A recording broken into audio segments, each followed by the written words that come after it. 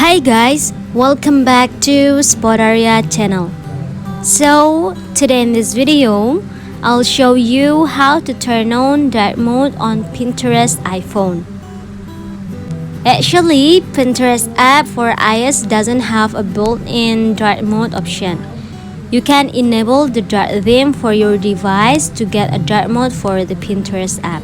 But guys, before you continue this video, I hope you like, comment, and subscribe to support this channel, and don't forget to hit the notifications bell. So without any further ado, let's get started. Well, to make sure, let's see my Pinterest app first. It's in the light mode, and here are the ways how to switch it into dark mode.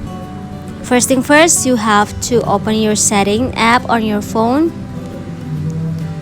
And then in settings page, you have to scroll it down a bit more.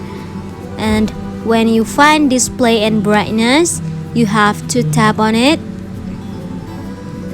After that, tap dark mode. And then let's open the Pinterest app again. And it should turn to the dark theme.